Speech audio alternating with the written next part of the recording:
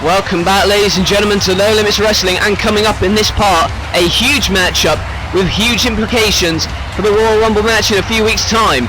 It is going to be CM Punk going one-on-one with Jeff Hardy, and the winner of it is going to become number 30 in the Royal Rumble matchup. It's a number that is possibly the luckiest, considering it's last.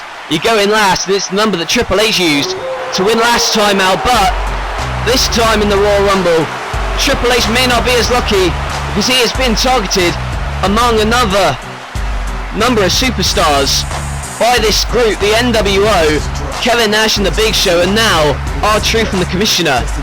Earlier tonight, the Commissioner came out and claimed that one of the NWO were going to win the Royal Rumble, and they have certainly made claim to that by taking out a number of other wrestlers in this company. And obviously Kevin Nash and the Big Show, two heavy favourites, no pun intended, to walk out as the victor. But obviously this audience not in favour of the NWO, but what has Kevin Nash got to say regarding recent attacks on Shawn Michaels and Triple H? So I guess I get to say whatever I want to. 1993, I got a phone call from Shawn Michaels.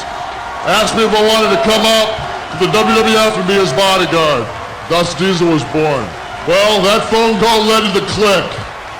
That Clique was Shawn Michaels, Scott Hall, Kevin Nash, Triple H, and X-Pac. That group of guys was probably the most hated 5 guys in the history of the business. We had all the belts, we wielded all the power, and most importantly, we made all the money. Go forward, 1996. I was the world champion. Scott Hall was fighting for the IC belt. Sold out Madison Square Garden. I was our last night because we went down to a little federation called WCW. And on June 12th, Scott Hall and I were reunited to become the NWO. We wielded all the power. Hell, I think even one of us was booking for a while. We had more heat than you could shake a stick at. We had all the money, all the power. Everybody hated us. Went back to New York, same thing, NWO with Hogan. They hated us.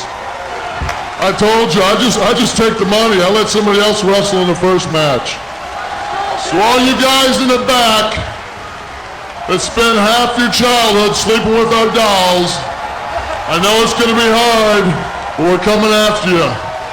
We're taking over this place. You got a good attitude, you won't soon. We're gonna bring it down. We're gonna tear this place down. We're gonna make you hate being in this business. We're gonna run you out of here. I'll tell you something right now.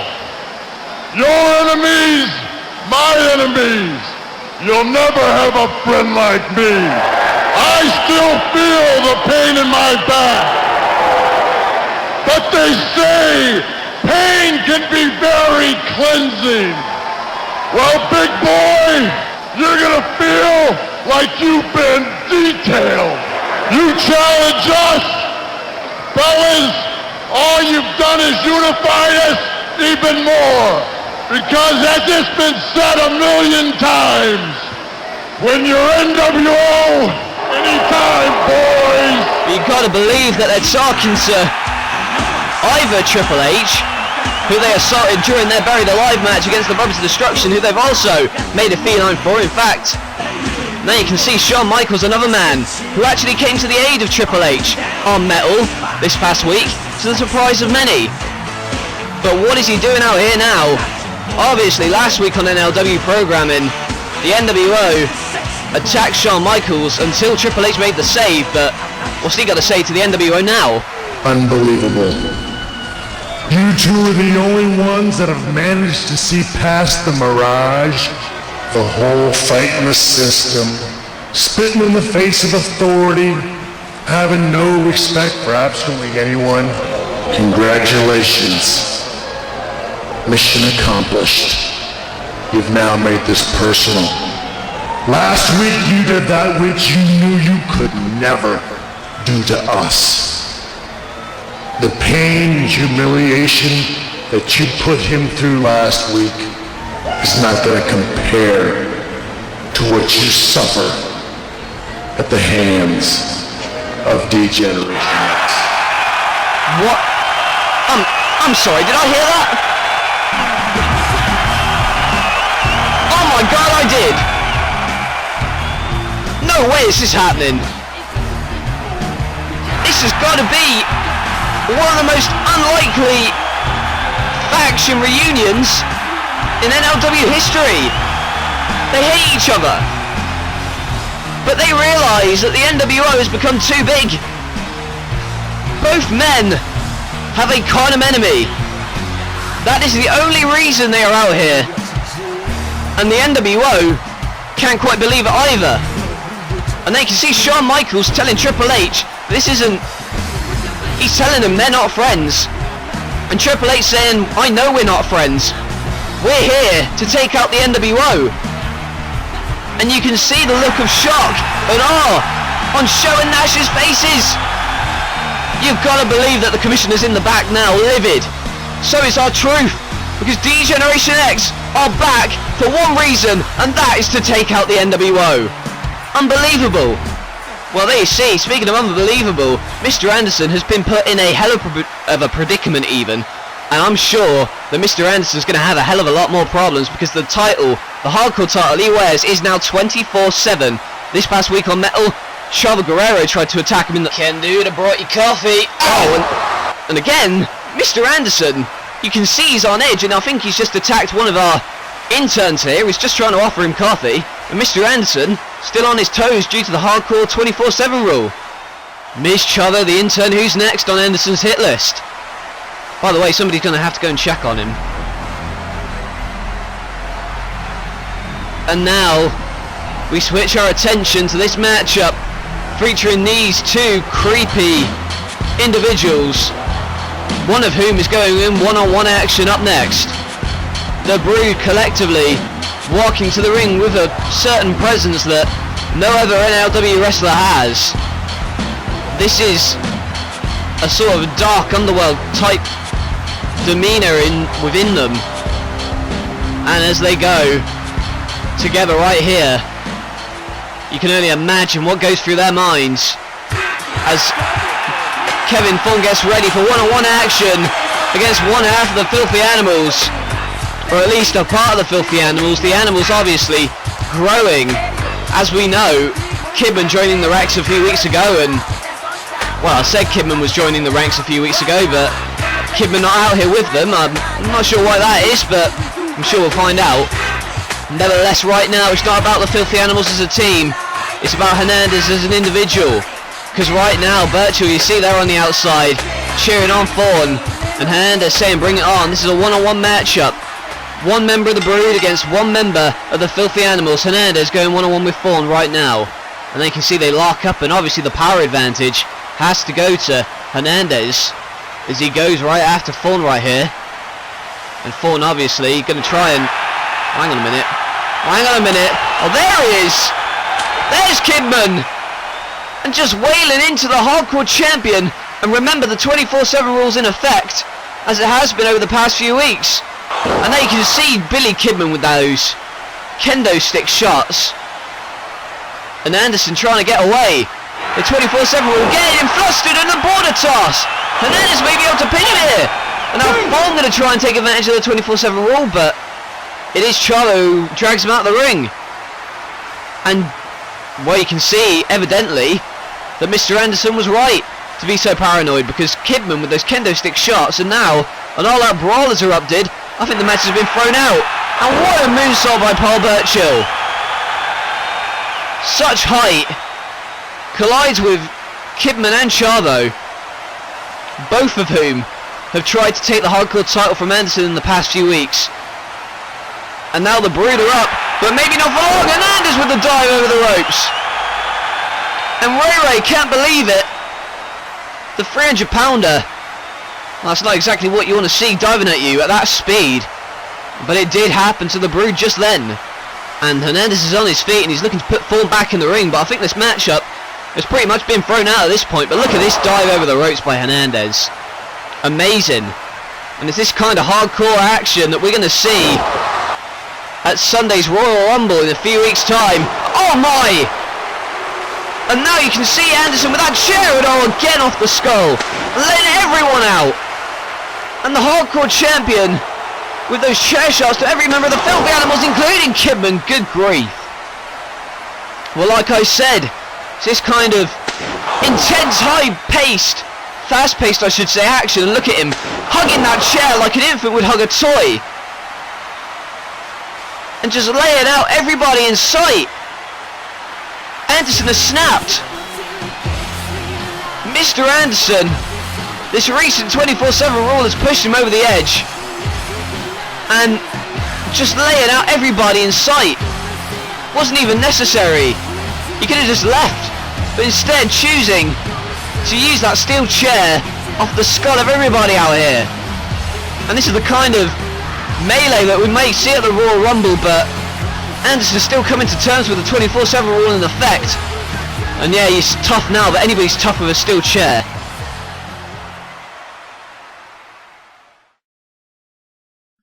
In what was the second most viewed event in NLW history, the Royal Rumble will return. 30 men will enter the ring for an over-the-top rope battle royal, but there can only be one winner. Who is going to go on to challenge the World Heavyweight Champion at WrestleMania 2? The stakes have never been higher. This is one to remember. Who will fulfill their destiny and win the 30-man Royal Rumble? Who will be the one? NLW Royal Rumble live.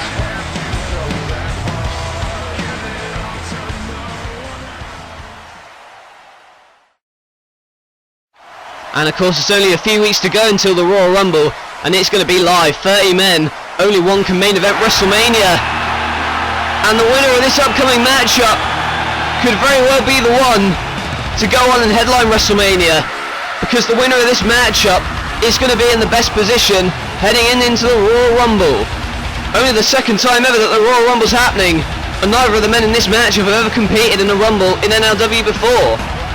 So it's obviously something new to these guys. However, I'm sure they're going to thrive in that environment, especially considering that the winner of this upcoming matchup is going to be number 30 in the Royal Rumble matchup. That is the number you want. That is the number that Triple H won it from last time we had our Royal Rumble. So obviously, it is clearly the last man entering the matchup. You're the freshest. Of course, there's other factors, but it's really the number you want. And the winner of this matchup could very well win it and go on to WrestleMania. But if you don't win it and you don't enter number 30, then you're obviously going to have a much less chance of winning. But hey, who the hell knows? This is NLW after all.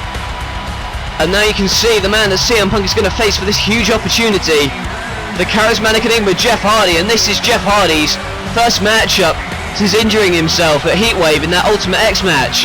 Hardy with that spectacular swanton off the ladder, connecting through the table, but nobody was home, obviously, and took the week off last week to recover from injuries. But Hardy, the trooper he is here tonight, shaking the hand of CM Punk. It's obvious that these two have had a controversial past, but they do shake hands and respect one another as wrestlers. And CM Punk has a headlock applied now as this matchup gets underway, and now the hammerlock. And both of these men were voted in by the NLW fans to enter NLW in previous Slammies, and again, I'm not sure what the hell this is. I don't know what the hell that was, but this is that same thing that was interrupting matches and Punk taking advantage of the distraction. And now you can see GTS maybe, twist of fate though, but he manages to punch him away. And now you can see CM Punk in the corner being worked on by Jeff Hardy, and obviously Hardy has to be the freshest man in this, despite taking an injury at Heatwave. Is a roll-up by CM Punk, and obviously last week CM Punk lost the 2 out of 3 falls match against Sting, where clearly AJ Styles after the match was finished cashed in Money in the Bank. And now you can see the roll-up by Hardy again with the bridge, but he still kicks out. And CM Punk going to take that loss last week in his stride and maybe use it to try and better himself in this matchup. But Hardy obviously taking a few risks too many there. Tries to dive at CM Punk, but Punk moves out of the way. And now this is Punk's time to go on offensive. And now Hardy is in trouble. He's in the path of Punk, but moves out of the way and comes colliding with the mat outside like a torpedo that doesn't meet its mark. And Hardy manages to move out of the way, and he's proud of that. But he's going to have to stay on if he's going to win this matchup. Picking up again. Almost like a net breaker that time, but sits out with it. And now Hardy eyes the top rope. That is where he thrives. Hardy, the risk taker. Some risks hit, some risks don't, but he's hoping that this one will hit. But he's not going to at the moment because CM Punk wisely rolls out of the ring. There's another stop. Hardy! Oh my god! Well, this is what's going to injure him. This is why he keeps getting injured here in NLW. For God's sake. Another risk that didn't connect that time. CM Punk moving back into the ring. And Hardy risking it all and getting nothing that time.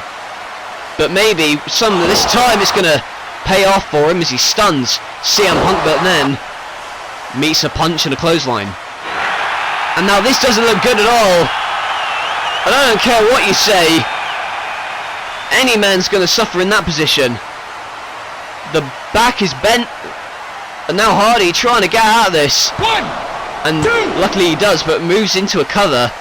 But still, CM Punk kicks out and delivers a boot to the face for it. CM Punk dragging the lifeless body of Hardy back into the ring. Into the centre, I should say.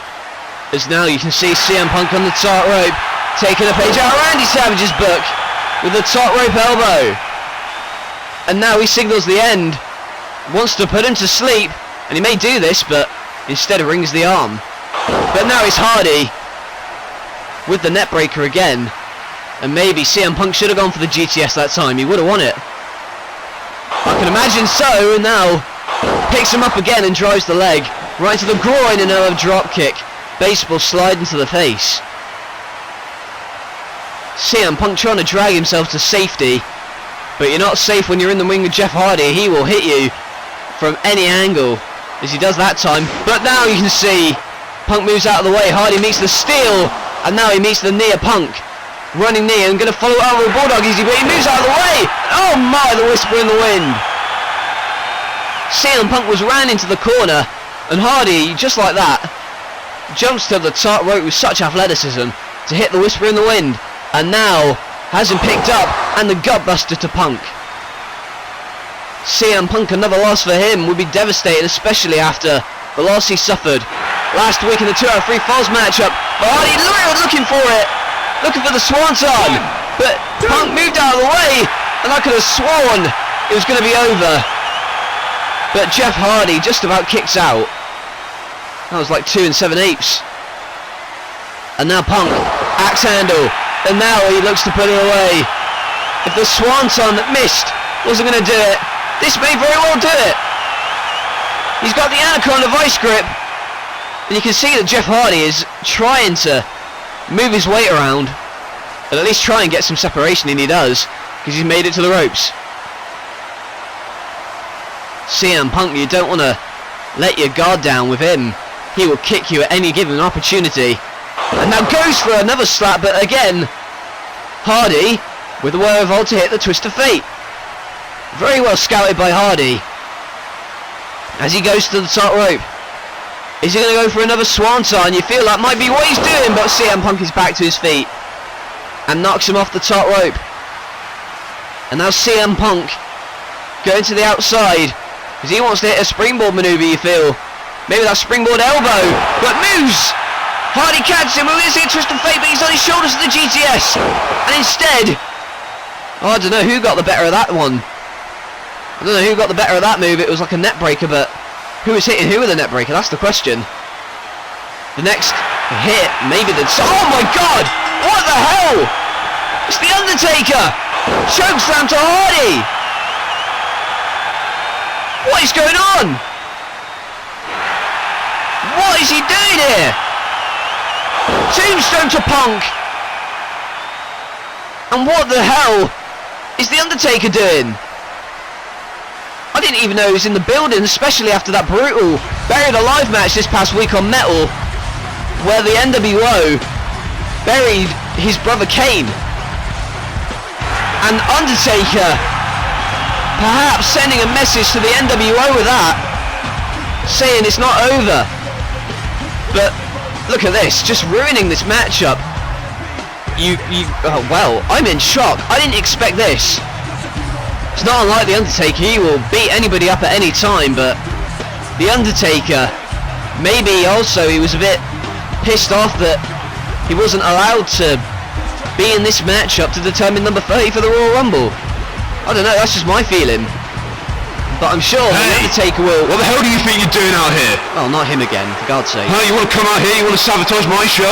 Interrupt my matches? You know what, I suppose it's a good thing you did, because I don't think CM Punk or Jeff Hardy deserve to be number 30 in the Royal Rumble. I made this match beforehand, and now looking back, my decision wasn't the best I could have made. I maybe should have given it to somebody who, you know, keeps me entertained. Because these people obviously don't know what they want. And now you want to get back at me by ruining my show, interrupting my matches. You want to get my attention, Undertaker? Here you go, you've got my attention. Now I can understand you're still a bit pissed off, aren't you? About me burying your brother alive. And trust me, mate, I don't regret that one bit. But you're going to regret interrupting this matchup right now, yeah? So no contest. Who's number 30 in the Rumble? We don't know, but it's not going to be any of you three out here, I can tell you that. Next week, the final episode before the Royal Rumble, we're going to have ourselves a triple threat matchup.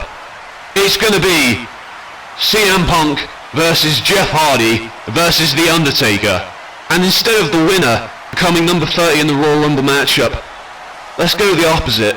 Because you've angered me so, hell, I'm not even putting a reward. You're going to have to fight for survival. Because the way I see it, none of you deserve anything.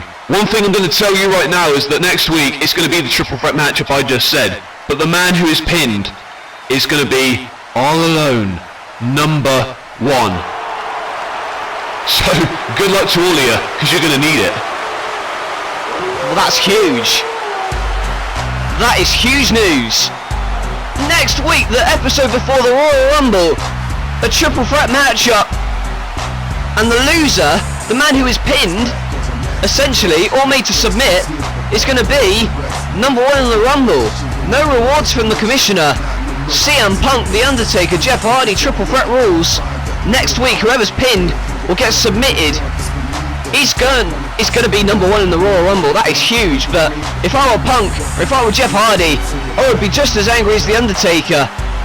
The commissioner making no friends, only making enemies. He is getting the attention of this roster, and not in the way that the wrestlers would hope. But nevertheless, you can see this man is certainly on top of the mood. He doesn't care what happens with the NWO, because he is the World Heavyweight Champion. He is going to have his live title celebration. He won it, he cashed in Money in the Bank, and he celebrates tonight AJ Styles.